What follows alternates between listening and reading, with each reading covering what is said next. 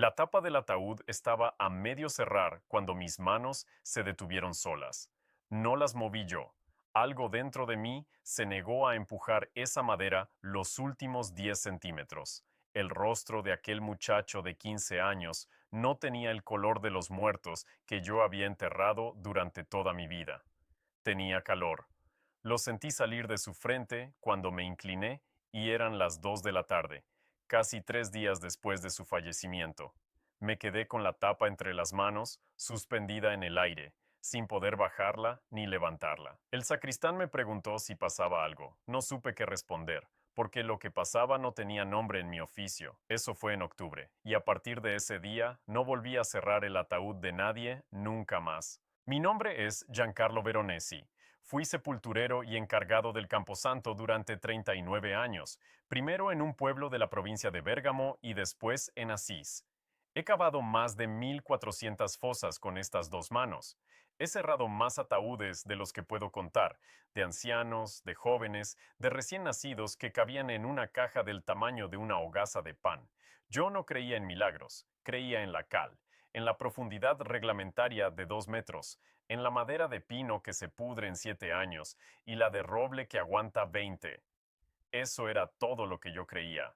Pero hay tres cosas que callé durante casi 20 años y que hoy voy a contar enteras. La primera es lo que sentí cuando mis manos se negaron a cerrar aquel ataúd y la temperatura imposible que medí después con un instrumento que yo mismo fui a buscar. La segunda es lo que aquella madre, Antonia, puso en mi mano envuelto en un pañuelo blanco, con una sola instrucción, que no lo abriera hasta que supiera por qué. Tardé 14 años en entenderla. Y la tercera es por qué, una mañana de primavera, terminé de rodillas y llorando en un lugar que yo había jurado no volver a pisar, exactamente donde aquel niño, sin conocerme, había dicho que yo estaría. 14 años callé. Algunos me llamaron loco, otros mentiroso. Hoy lo cuento todo, con sus fechas y sus nombres, y que cada quien crea lo que quiera. Yo llegué a este oficio porque mi padre lo tuvo antes que yo, y el suyo antes que él. En mi familia, enterrar a los muertos era un trabajo como cualquier otro, ni más santo ni más sucio. De la fe yo me había alejado siendo joven. Iba a misa solo en los funerales y porque me pagaban por estar allí. Vivía solo en una casa pequeña junto al muro del cementerio, con un perro viejo y una estufa de leña que nunca calentaba bien. El encargo me llegó por teléfono el 14 de octubre de 2006, 2 días después de la muerte del muchacho. Me llamó el párroco. Me dijo que la familia trasladaría el cuerpo a Asís, que el niño había pedido en vida ser enterrado allí, a los pies de la ciudad de San Francisco, y que necesitaban a alguien de confianza para preparar la sepultura y asistir al cierre. Me dieron los datos. Carlo Acutis, 15 años, fallecido el 12 de octubre en el Hospital San Gerardo de Monza. Leucemia. Una de las fulminantes, la que llaman tipo M3, que en cuestión de días se lleva a una persona sana. Yo había enterrado a otros enfermos de lo mismo. Sabía lo que la enfermedad le hace al cuerpo. Sabía el olor, el color ceniza de la piel, la rigidez. No esperaba nada distinto. Llegué a la sala donde habían dispuesto el cuerpo a la 1:30 de la tarde. Hacía frío dentro, calculo que unos 14 grados, porque mantenían la temperatura baja a propósito, como se hace siempre. Había flores, demasiadas para un muchacho tan joven. El suelo estaba cubierto de ramos y la gente entraba y salía en silencio. Me acerqué para hacer mi trabajo, que consistía en revisar que todo estuviera en orden antes de proceder al cierre, y entonces vi la cara del niño. No tenía el color de un cuerpo de 3 días. La piel era flexible, los labios no se habían retraído, y cuando me incliné para ajustar el paño del interior, mi mano rozó su frente. Estaba tibia. Retiré la mano como si me hubiera quemado. Pensé que era un error mío, una sensación, los nervios. Volví a tocar, esta vez con el dorso de los dedos, que es más sensible, la misma tibieza, no el frío de mármol que yo conocía de 1000 cuerpos, algo entre 20 y 25 grados. Calculé a ojo, en una sala que estaba a 14. Fue ahí cuando mis manos, al intentar cerrar la tapa, se detuvieron, y antes de salir de aquella sala, Antonia, la madre, se acercó a mí, me tomó la mano derecha y dejó en ella algo pequeño y duro envuelto en un pañuelo blanco. Me cerró los dedos por encima. No lo abras, me dijo en voz baja, hasta que sepas por qué. No entendí nada. Me lo guardé en el bolsillo del abrigo.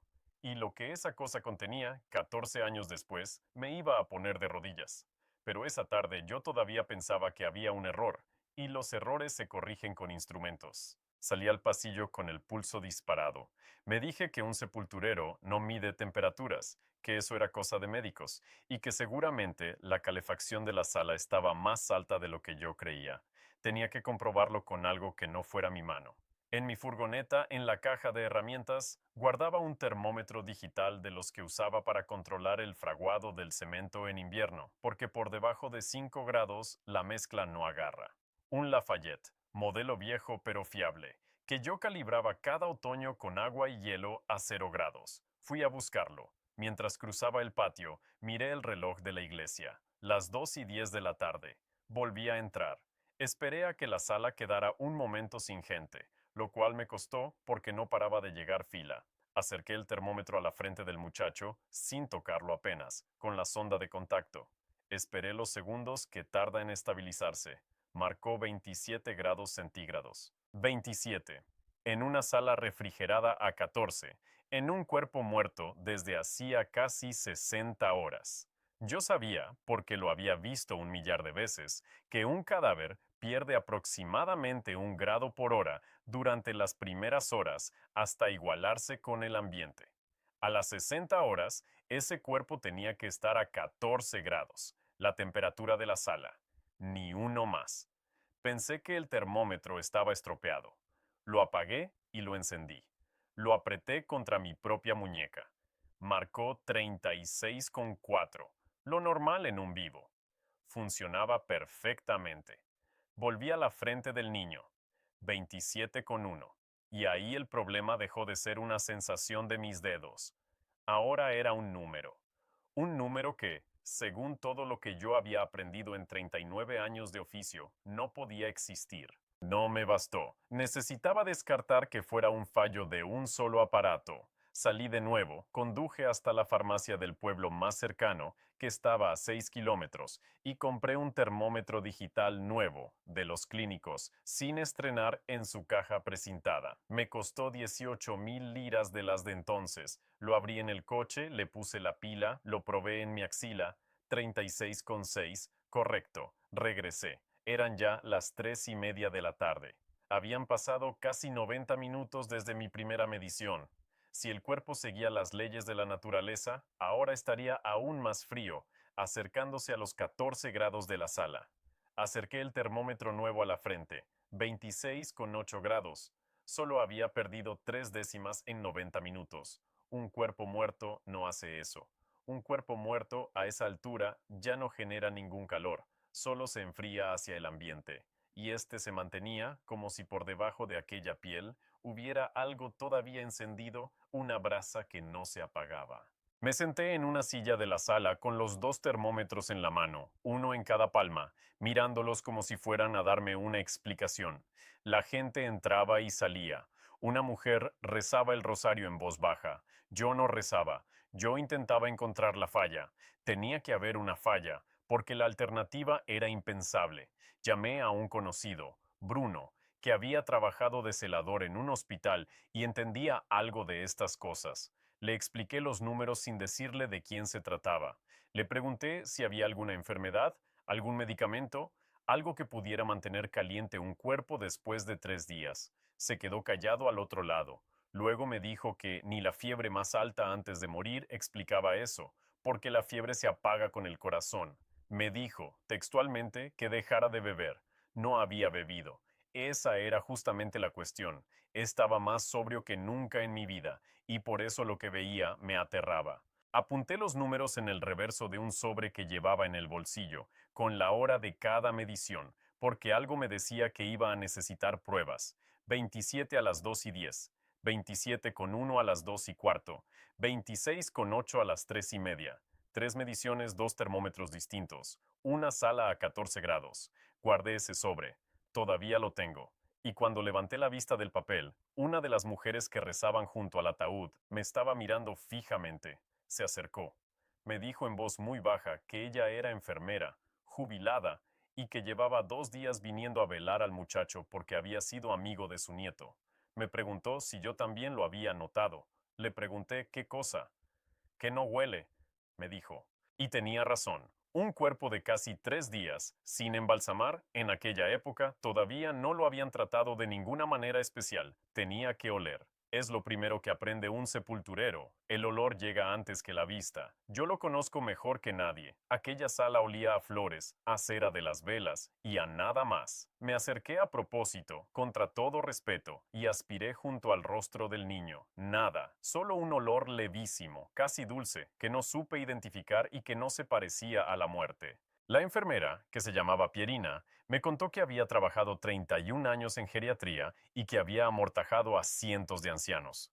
Sabía de descomposición tanto como yo, o más. Me dijo que el segundo día, cuando le ayudaba a la familia a cambiar las flores, había acercado un pequeño espejo de bolsillo a los labios del muchacho, por costumbre, una manía vieja de comprobar el aliento de los que parecían dormidos. El espejo, me juró, se había empañado levemente. Pensó que era el frío de la sala condensándose, pero lo repitió y volvió a empañarse. Yo no lo vi con mis ojos, así que no puedo jurarlo, pero los números de mis termómetros sí los vi, y los de ella encajaban con los míos como dos piezas de la misma cosa rota que no debería estar rota. Si lo que acabas de escuchar te ha tocado por dentro, déjame darte algo antes de seguir, porque a mí también me habría servido tener dónde apoyarme aquellos días. Preparé una novena a Carlo Acutis, completamente gratuita, para que tú también puedas pedirle por eso que llevas en el pecho y que quizá no le has contado a nadie. La tienes en la descripción, el primer enlace, justo debajo de este vídeo. Descárgala y rézala estos 9 días. Pero antes de contarte lo que descubrí al día siguiente, cuando volví a aquella sala con la luz de la mañana, tengo que explicarte por qué ya no pude marcharme de allí. Esa noche no dormí.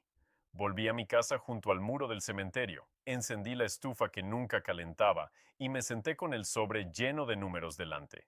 El pañuelo blanco, con la cosa dura que Antonia me había dado, seguía en el bolsillo de mi abrigo. Lo saqué, lo puse sobre la mesa, lo miré. Me moría de ganas de abrirlo. Pero su voz, hasta que sepas por qué, me detuvo igual que mis manos se habían detenido sobre la tapa del ataúd. No sabía por qué, así que no lo abrí. Lo guardé en una caja de hojalata donde tenía los papeles importantes y allí se quedó. A la mañana siguiente, el 15 de octubre, volví temprano. Quería ver el cuerpo a la luz del día, sin gente, con calma. Llegué a las 7. La sala estaba vacía y más fría todavía. El termómetro de pared marcaba 12 grados. Me acerqué con mi aparato y volví a medir. 26,4 grados. En toda la noche, casi 16 horas, el cuerpo había perdido apenas medio grado y la sala había bajado 2. La diferencia entre el cuerpo y el ambiente, en lugar de cerrarse como manda la física, se había hecho más grande. Me quedé mirando la cifra hasta que la pantalla del termómetro se apagó por sí sola. Fue entonces cuando descubrí algo peor que la temperatura. Al inclinarme para volver a medir, mi codo rozó la mano del muchacho, que reposaba cruzada sobre el pecho, y la mano cedió, se movió, no con la rigidez acartonada de un cadáver, sino con la blandura de una articulación viva. Yo sé lo que es el rigor mortis. Sé que aparece a las pocas horas y que después, a los 2 o 3 días, el cuerpo vuelve a aflojarse cuando empieza la descomposición, pero ese aflojamiento viene siempre acompañado de los otros signos: el color, el olor, el hundimiento de los rasgos. Aquí no había ninguno de los otros signos, solo la flexibilidad, sola, sin su cortejo de podredumbre, como si el cuerpo estuviera detenido en un instante que ya tendría que haber pasado hacía mucho. Le levanté con cuidado el párpado, cosa que no debe hacerse, lo sé, pero necesitaba ver. La córnea estaba transparente. A las 72 horas de la muerte, el ojo se nubla, se hunde, se vuelve opaco como vidrio sucio. El suyo estaba claro. Salí al patio a respirar. Me temblaban las piernas, y en el patio me encontré con el doctor que había firmado algunos de los papeles del traslado, un hombre mayor, serio, que había venido a supervisar antes del viaje a Asís. Le hablé sin rodeos, le dije lo de la temperatura, lo de la flexibilidad, lo del ojo. Esperaba que me regañara, que me explicara con palabras de médico por qué yo, un simple sepulturero, no entendía nada. No lo hizo. Me escuchó con la cara cada vez más seria. Sacó su propio termómetro, uno profesional, de los de marca alemana, y entró conmigo a la sala. Midió él mismo. Me enseñó la pantalla sin decir palabra. 26,3 grados. Anotó la cifra en su libreta. Anotó la hora, las 7:30. Yo le pregunté, con la voz rota, qué significaba aquello. Me dijo que él llevaba 40 años de medicina y que no tenía una explicación, que un cuerpo no podía conservar ese calor, ni esa flexibilidad, ni esa córnea limpia, después de 3 días sin ningún tipo de conservación artificial. Me preguntó si la familia había mandado embalsamar. Le dije que no, que el traslado estaba previsto tal cual, sin tratamiento. Volvió a mirar el cuerpo largo rato. Antes de irse, me dijo una cosa que se me quedó clavada.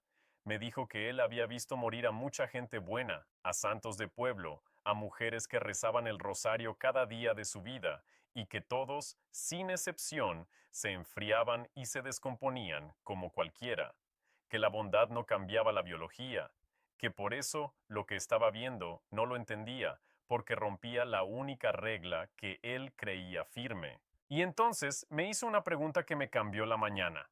Me preguntó quién había sido ese muchacho. Yo solo sabía el nombre y la enfermedad, no sabía nada más.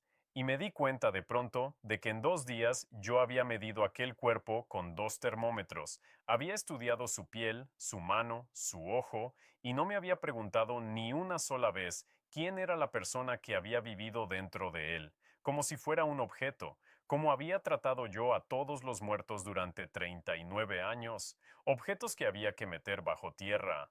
Pero esa mañana, por primera vez, el muerto me estaba haciendo preguntas a mí.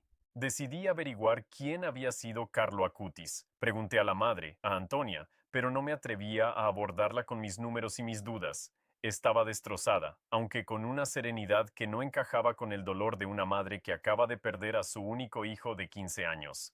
Así que pregunté a los que iban llegando, a los amigos, a los chicos de su edad que venían en grupos a velarlo, muchos de ellos llorando como si hubieran perdido a un hermano. Lo que me contaron no encajaba con la idea que yo tenía de un adolescente. Me dijeron que aquel niño daba de comer a los mendigos de Milán con su propio dinero, que les llevaba sacos de dormir comprados con sus ahorros, que defendía en el colegio a los compañeros de los que se burlaban, a los hijos de inmigrados, a los discapacitados, que enseñaba el catecismo a niños más pequeños, que iba a misa todos los días, todos, desde los 7 años, y que se confesaba cada semana. Un muchacho de 15 años, en el año 2006, con sus videojuegos y sus ordenadores, que vivía como yo no había vivido jamás. Y me contaron algo más. Una de las chicas, una tal Julia, que estudiaba con él, me dijo que Carlos sabía de ordenadores como un ingeniero, que se había hecho él solo una página de internet y que en esa página había juntado, uno por uno, todos los milagros eucarísticos del mundo, más de 160 casos, de todos los países, catalogados con fechas y lugares. Le pregunté qué era un milagro eucarístico. Me explicó que eran hostias consagradas que, en distintos momentos de la historia,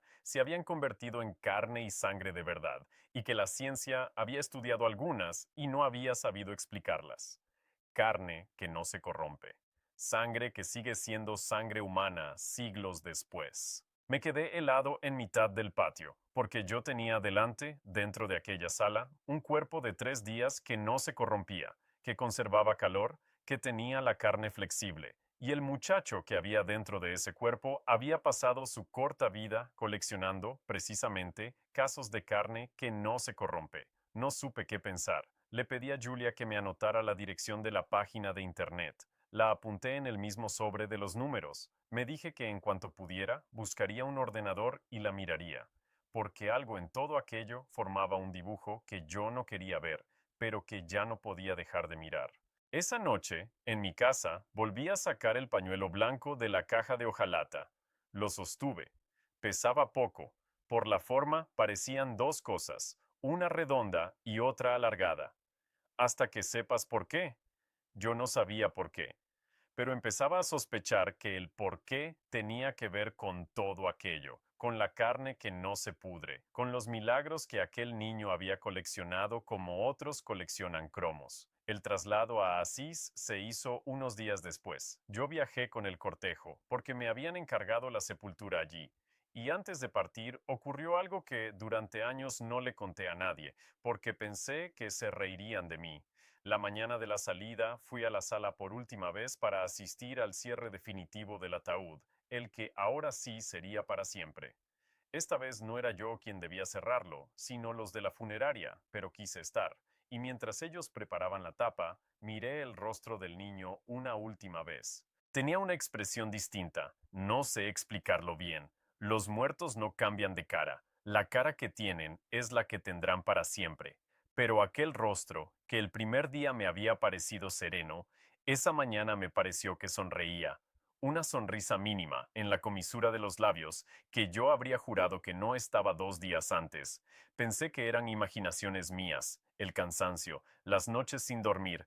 Me acerqué para asegurarme, y al hacerlo, una de las velas que había junto al ataúd, una vela gruesa que llevaba horas encendida, se apagó de golpe, sin viento, sin corriente, en una sala cerrada. Solo esa. Las demás siguieron ardiendo. Cosas que pasan, me dije. La cera, la mecha, cualquier explicación servía.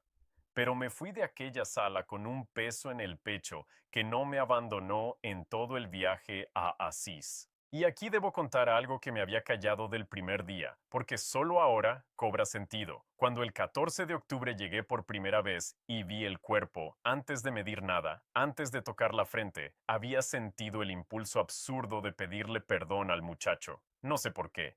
Nunca le había pedido perdón a un muerto en 39 años.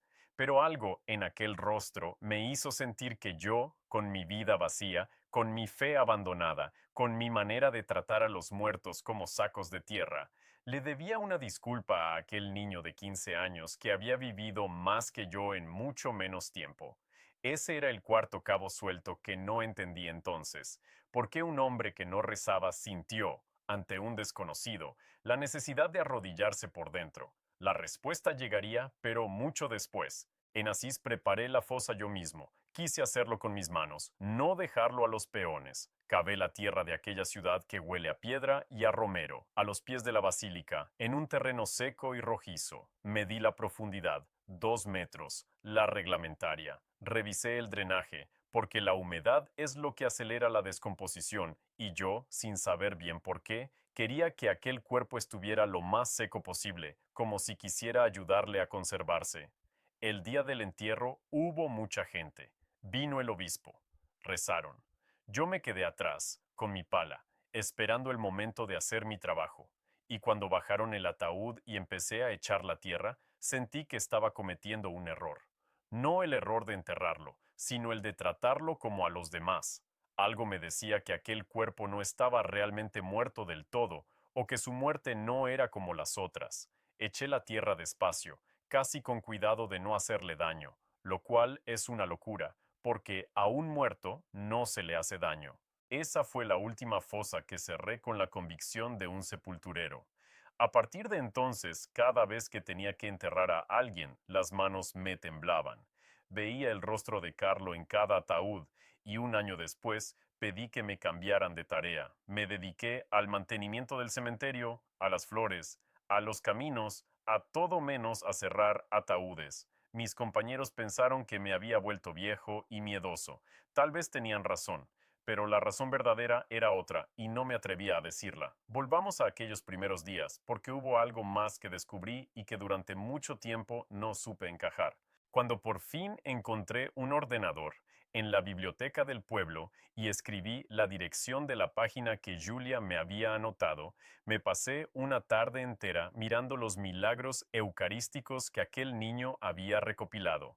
L'anciano, en Italia, una hostia convertida en carne en el siglo VIII, analizada por la ciencia en 1970, carne de músculo cardíaco humano, sangre del grupo AB, Buenos Aires, una hostia convertida en tejido del corazón, Polonia, España, México, más de 160, uno tras otro, con sus fotografías y sus estudios. y en todos la misma constante.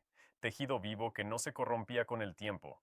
Análisis hechos décadas o siglos después que encontraban carne fresca donde tendría que haber polvo. Recuerdo que cerré los ojos delante de aquella pantalla y vi, otra vez, la cifra de mi termómetro, 27 grados, la carne que no se corrompe, y pensé, por primera vez en mi vida, que quizá había cosas que mis dos manos de sepulturero no podían enterrar. Esa fue la noche en que abrí, por fin, no el pañuelo, sino algo más pequeño dentro de mí que llevaba cerrado mucho más tiempo que cualquier ataúd. Me arrodillé en mi casa, junto a la estufa fría, y recé. Mal, torpe, sin saber las palabras, pero recé. Y cuando terminé, miré la caja de hojalata donde guardaba el pañuelo de Antonia, y sentí una tentación brutal de abrirlo. No lo hice.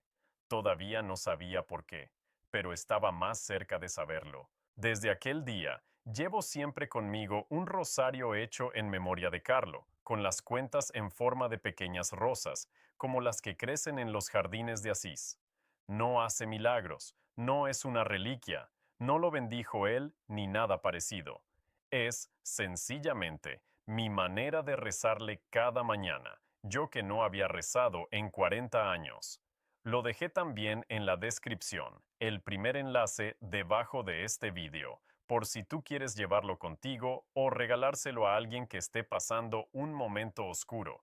Llega a cualquier país, pero lo que ocurrió el año siguiente, cuando una mujer apareció en el cementerio preguntando por mí, cambió incluso la manera en que yo rezaba. Era el otoño de 2007, casi un año exacto después del entierro. Una mujer de unos 40 años, vestida de luto, vino al cementerio de Asís preguntando por el sepulturero que había enterrado a Carlo Acutis. Me encontró entre las flores, me dijo que venía de muy lejos, de Brasil, y que necesitaba hablar conmigo. Me contó que su hijo, un niño pequeño, estaba gravísimo, un problema en el páncreas, una malformación con la que había nacido y que no le permitía comer. El niño se estaba muriendo de hambre poco a poco y los médicos no podían hacer nada. Alguien le había hablado de aquel muchacho italiano enterrado en Asís que en vida había sido tan bueno, y ella había hecho el viaje con sus últimas fuerzas y su último dinero para rezar ante la tumba. Me preguntó si era cierto lo que se contaba, que el cuerpo no se había corrompido. Yo le conté lo que había medido, los 27 grados, la flexibilidad, el ojo claro. Le mostré incluso el sobre con los números, que para entonces ya llevaba siempre encima como quien lleva una prueba. Ella lloró. Me dijo que eso le daba esperanza. La acompañé a la tumba.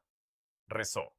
Tocó la lápida con la mano y pidió por su hijo en voz alta, en portugués, una lengua que yo no entiendo. Pero el dolor de una madre se entiende en cualquier idioma.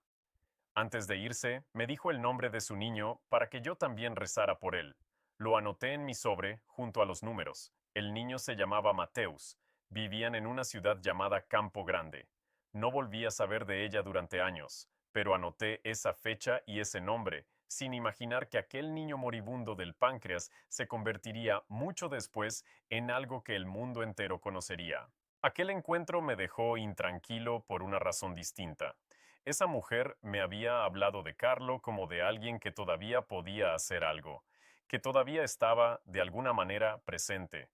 Y yo, que había tocado su cuerpo, que había medido su calor imposible, no podía contradecirla. Empecé a preguntarme si aquel calor que yo había medido no era simplemente una anomalía biológica sin explicación, sino una señal de algo que yo no entendía. Decidí buscar a Antonia, la madre. Necesitaba preguntarle por el pañuelo. Necesitaba saber qué me había dado y por qué. Me costó casi un año conseguir hablar con ella, porque la familia recibía ya tantas cartas y tantas visitas que era imposible acercarse. Pero en 2008, en un aniversario, vino a Asís y pude hablarle unos minutos junto a la tumba de su hijo. Le recordé quién era yo, el sepulturero. Le dije que conservaba el pañuelo que ella me había puesto en la mano, que no lo había abierto, que había respetado su instrucción, pero que ya no podía más, que necesitaba saber el porqué. Antonia me miró con una calma que no era de este mundo, y me contó algo que me dejó sin palabras. Me dijo que Carlo, En los últimos meses de su vida, antes de saber siquiera que estaba enfermo, había dicho cosas que ella había notado porque le parecían extrañas en un niño. Me dijo que Carlo había escrito que ofrecía sus sufrimientos por el Papa y por la Iglesia, que había dicho que moriría joven, que había pedido ser enterrado en Asís cuando nadie pensaba que fuera a morir, y me dijo una frase que él repetía, una frase que se ha hecho famosa después, pero que yo escuché de su madre cuando casi nadie la conocía. Carlo decía que la Eucaristía era su autopista al cielo, su autopista al cielo. Un niño que coleccionaba milagros de carne que no se corrompe, que vivía pegado a la Eucaristía y cuyo cuerpo, después de muerto, conservaba el calor y la carne como los milagros que él había pasado la vida estudiando. Le pregunté entonces por el pañuelo, ¿qué había dentro? ¿Por qué me lo dio precisamente a mí, un desconocido, un sepulturero que no creía en nada? Antonia sonrió de un modo que todavía recuerdo. Me dijo que Carlo, poco antes de morir, le había dicho una cosa rara sobre su entierro. Le había dicho que habría un hombre, el que cerrara su ataúd, que no creía, y que a ese hombre había que darle una semilla. Esas fueron sus palabras. Una semilla para que la abra cuando entienda. Me quedé sin aire. Le pregunté si Carlo había dicho mi nombre. Ella me dijo que no, que Carlo solo había dicho el hombre que cierre el ataúd, y que cuando ella me vio, aquel 14 de octubre, deteniendo las manos sobre la tapa, supo que era yo. Por eso me dio el pañuelo. Le pregunté qué había dentro. No me lo quiso decir. Me repitió la instrucción de su hijo, palabra por palabra, que lo abriera cuando entendiera. Yo le dije que no entendía nada, que estaba más perdido que nunca. Ella me puso la mano en el brazo y me dijo que el día que entendiera, lo sabría, y que ese día también sabría que Carlo me había estado esperando. Me fui de Asís aquel día con el corazón a mil. Un niño moribundo había hablado de mí antes de morir, de mí, del hombre que no creía. Había dejado una semilla para mí, sabiendo que yo dudaría, sabiendo que yo mediría su cuerpo con termómetros en lugar de rezar, y aún así me había dejado algo. Antonia, antes de despedirse, me dijo una última cosa que anoté esa misma noche, palabra por palabra, en mi sobre, junto a los números y junto al nombre de Mateus. Me dijo que Carlo le había dicho que el hombre que cierre el ataúd se arrodillará un día, llorando, no junto a una tumba, sino junto a una vida, en un lugar de agua y máquinas, lejos de Asís. Agua y máquinas, lejos de Asís. Yo no entendí nada. Lo guardé y seguí con mi vida. Pasaron los años, muchos. Yo seguí en el cementerio, ya viejo, cuidando las flores, rezando cada mañana con mi rosario de cuentas en forma de rosa, sin atreverme a abrir el pañuelo, porque seguía sin entender. La tumba de Carlos se llenaba cada vez de más gente. Venían de todo el mundo. En 2010, en 2013, autobuses enteros de peregrinos. Yo los veía pasar desde mi banco entre los cipreses, y a veces les contaba, a quien quisiera escuchar, lo de los 27 grados. En 2013 supe, por una noticia, que un niño brasileño llamado Mateus, de Campo Grande, se había curado de una malformación del páncreas de manera inexplicable, después de que su familia rezara a Carlo Acutis. Casi me caigo del banco. Era el niño de aquella mujer de luto, el niño cuyo nombre yo había anotado en mi sobre 6 años antes. La iglesia estaba investigando el caso como posible milagro. Saqué mi sobre. Ahí estaba. Mateus, Campo Grande, escrito de mi puño y letra en 2007. Y ahora, en 2013, el mundo hablaba de él como de un milagro. La semilla que aquella madre había plantado de rodillas en la tumba, mientras yo la miraba sin creer, había dado fruto. En 2019 abrieron la tumba. Exhumaron el cuerpo de Carlo para el proceso de beatificación, como se hace siempre. Yo ya no trabajaba allí, estaba jubilado, pero me dejaron estar presente porque conocían mi historia. 13 años después de que yo lo enterrara con mis manos en aquella tierra roja de Asís, vi cómo abrían la fosa, vi cómo sacaban el ataúd y vi el cuerpo. Estaba íntegro. 13 años bajo tierra, en madera que tendría que haberse podrido, y el cuerpo del muchacho seguía allí, reconocible, conservado. La iglesia lo declaró íntegro. Le pusieron un rostro de cera para protegerlo y lo expusieron en una urna de cristal, vestido con vaqueros y zapatillas deportivas, como el adolescente que había sido. Yo me acerqué a la urna cuando ya no había nadie. Apoyé la mano en el cristal, y por debajo del cristal, a través de él, sentí o quise sentir, no lo sé, otra vez aquella tibieza imposible de 2006. Lloré allí, de pie, un viejo sepulturero llorando ante el cuerpo de un niño que llevaba 13 años enterrado y seguía entero. Pero todavía no era el momento. La semilla seguía cerrada en su pañuelo. Yo seguía sin entender del todo. Faltaba lo último. Y lo último llegó de la manera más inesperada, en el peor año que el mundo recuerda. Llegó el año 2020. La pandemia, el virus que vació las calles y llenó los hospitales. Yo tenía ya casi 70 años y vivía solo. En marzo de aquel año me contagié. Empecé con fiebre, con tos, y en pocos días no podía respirar. Una vecina llamó a la ambulancia. Recuerdo poco del trayecto. Recuerdo que pensé, con una calma extraña, que un sepulturero iba a morir y que nadie quedaría para enterrarme con cuidado. Me llevaron a un hospital. Cuando recuperé un poco la conciencia, estaba en una cama, con un tubo en la nariz que me metía oxígeno, rodeado de máquinas que pitaban, conectado a una bolsa de suero que goteaba agua a mi brazo. Agua y máquinas.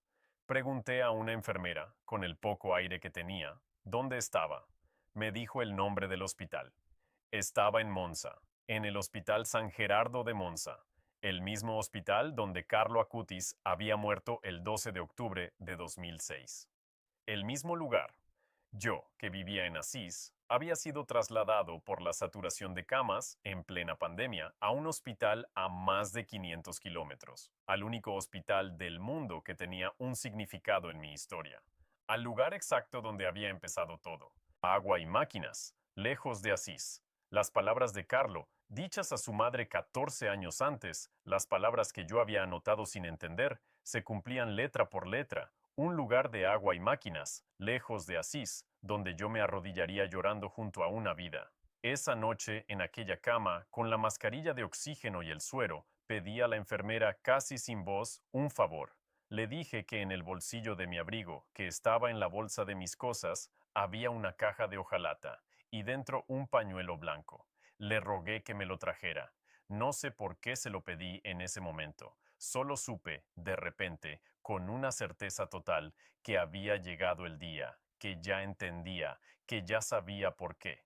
La enfermera me lo trajo, me puso el pañuelo en la mano, igual que Antonia 14 años antes, y yo, en aquella cama, en el mismo hospital donde había muerto Carlo, con el aire justo para no morirme, deshice por fin el nudo del pañuelo blanco que había guardado durante 14 años sin abrir.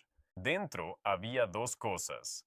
Una era una pequeña medalla, una medalla con la imagen de la Eucaristía, gastada de tanto uso, la medalla que Carlo llevaba siempre encima. Según supe después, estaba tibia. Lo juro por lo que más quiero, aunque nadie tiene que creerme. La medalla, que llevaba 14 años en una caja de hojalata fría, estaba tibia en mi palma, y la otra cosa era un papel doblado en cuatro. Un papel pequeño, con la letra de un niño. Lo desdoblé con dedos temblorosos y leí lo que Carlo Acutis había escrito antes de morir, en 2006, para el hombre que cerrara su ataúd, para mí, sin conocerme. Decía así: para el que medirá mi cuerpo y no creerá. Un día estarás enfermo en el mismo lugar donde yo muero ahora, el 12 de octubre, en Monza. No tendrás miedo, yo te estaré esperando. La carne que no se corrompe es la promesa de la resurrección. Tú la tocaste con tus manos para que un día pudieras creerla con tu corazón. Reza, nos veremos en el cielo. Carlo. El 12 de octubre. Yo miré la fecha en la pizarra de la habitación del hospital donde anotaban el día. Era 12 de octubre de 2020, el mismo día, el 12 de octubre, en que Carlo había muerto 14 años antes, en aquel mismo hospital. Yo había llegado por la saturación de camas, sin elegirlo, sin saberlo, y estaba leyendo aquella nota el 12 de octubre, en Monza, exactamente como un niño había escrito que ocurriría. Fecha, lugar, y la promesa de que me estaría esperando. Caí. No de la cama, sino por dentro. Me deshice.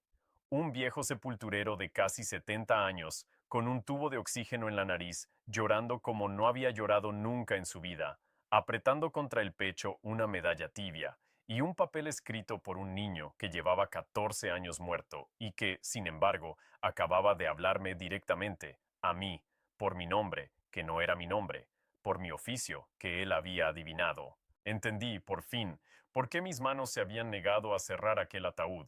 No era yo quien debía cerrarlo, era él quien estaba abriéndome a mí. Sé exactamente lo que estás sintiendo en este momento, porque yo lo sentí en aquella cama de hospital, en el lugar exacto que Carlo me había anunciado 14 años antes. Si quieres tener a Carlos cerca cada día, sostener algo entre las manos cuando reces por los que amas, por un hijo enfermo, por una madre, por ti mismo, ese rosario del que te hablé está en la descripción, el primer enlace, debajo del vídeo. Cuentas en forma de rosa, hecho para rezar con calma, para regalar a quien lleva un dolor que no le cabe en el pecho, o para ti. Es una edición limitada y llega a todo el mundo. Y antes de despedirme, tengo que contarte qué pasó después de aquella noche, porque no es como tú piensas. No me morí. Esa es la primera parte. Contra todo pronóstico, a mi edad, con mis pulmones destrozados por el virus, empecé a mejorar a partir de aquella noche del 12 de octubre. Los médicos no se lo explicaban. Yo no les dije nada de la medalla ni del papel. No me habrían creído, y además ya no me importaba que me creyeran o no. A las 3 semanas me dieron el alta. Volví a Asís en tren, solo, con la medalla colgada al cuello y el papel guardado. Esta vez sí, en la cartera, junto a mi corazón, no en una caja de hojalata. Aquel mismo mes de octubre de 2020, mientras yo me recuperaba, la iglesia beatificó a Carlo Acutis. Fue el 10 de octubre, en Asís, 2 días antes del aniversario de su muerte, 2 días antes de que yo leyera su carta en Monza. El muchacho al que yo había enterrado con mis manos era ahora beato. La carne que yo había medido a 27 grados estaba en una urna de cristal, venerada por miles de personas que venían de todo el mundo. Y yo, el sepulturero que no creía, empecé a contar mi historia. Primero a los peregrinos que venían a la tumba, en aquel banco entre los cipreses. Luego, cuando alguien me grabó sin que yo lo supiera y mi testimonio empezó a correr, me invitaron a hablar en parroquias, en encuentros, en escuelas. Un viejo enterrador con las manos llenas de callos de cavar fosas, contando a una iglesia llena de gente que la carne que no se corrompe es la promesa de la resurrección, porque lo había tocado con sus dedos. En 2022 supe que había habido un segundo milagro atribuido a Carlo, una joven de Costa Rica, Valeria Valverde, que había sufrido un trauma grave en la cabeza tras un accidente y cuya madre había rezado ante la tumba de Carlo, aquí en Asís, pidiendo por ella. Valeria se recuperó de un modo que los médicos no supieron explicar. Dos milagros. Mateus, el niño del páncreas cuyo nombre yo guardaba en mi sobre desde 2007. Y Valeria. La iglesia tenía lo que necesitaba. El 7 de septiembre de 2025, Carlo Acutis fue canonizado, declarado santo. El Papa León XIV lo proclamó ante una multitud en el jubileo, el primer santo de su generación, el santo de los jóvenes, el santo de Internet, el muchacho de los vaqueros y las zapatillas. Yo estuve allí, un viejo de más de 70 años en primera fila por gracia de quienes conocían mi historia, llorando otra vez, porque ya no sé hacer otra cosa cuando se trata de él. Y cuando lo proclamaron santo, apreté en mi mano la medalla tibia y saqué del bolsillo el papel doblado y lo leí en silencio una vez más. Nos veremos en el cielo. Carlo. Hoy vivo todavía junto al muro del cementerio de Asís, en la misma casa pequeña, aunque ya no trabajo. La estufa sigue sin calentar bien, pero yo tengo otro calor ahora, uno que no se mide con termómetros. Cada mañana voy andando hasta la basílica, me arrodillo ante la urna de cristal donde reposa el cuerpo íntegro de aquel niño, rezo mi rosario de cuentas en forma de rosa y le doy las gracias por no haberme dejado cerrar aquel ataúd, porque si lo hubiera cerrado, habría enterrado, sin saberlo, la única cosa que de verdad podía salvarme, la fe que él me regaló sin que yo se la pidiera, midiendo su cuerpo cuando debía haber estado rezando.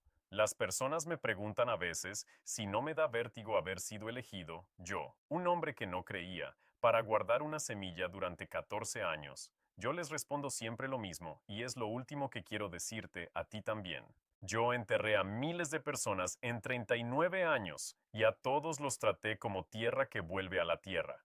Pero hubo uno al que no pude enterrar, porque sus manos eran más fuertes que las mías, aunque estuvieran muertas. Aprendí, demasiado tarde para mi orgullo, pero a tiempo para mi alma, que la muerte que yo creía conocer no era el final, sino una puerta, y que un niño de 15 años con un ordenador y una fe inmensa la cruzó antes que yo para dejármela abierta. Yo medí su cuerpo buscando una falla en la naturaleza. La falla estaba en mí, y él la reparó. Y si Dios usa a un niño para alcanzar a un viejo sepulturero que no creía en nada, entonces no hay nadie, ni tú ni yo, ni la persona más perdida que conozcas, que esté fuera de su alcance. Si este testimonio te ha marcado tanto como marcó mi vida entera, te pido una sola cosa: suscríbete a este canal y comparte este video con alguien que necesite escucharlo, con alguien que haya dejado de creer como yo lo había dejado. En este canal seguimos recogiendo las huellas que Carlo dejó por todo el mundo, una por una, como él recogía sus milagros. Y si quieres llevarte algo de esta historia a tu propia casa, en la descripción tienes la novena gratuita para rezarle estos 9 días, y el rosario de cuentas en forma de rosa del que te hablé. Reza, comparte y mantén viva su memoria. Carlo decía que la Eucaristía era su autopista al cielo. Yo, que cavé tumbas toda mi vida buscando la tierra, aprendí al final que el cielo no está debajo, las huellas del cielo están en todas partes, solo hay que saber mirar.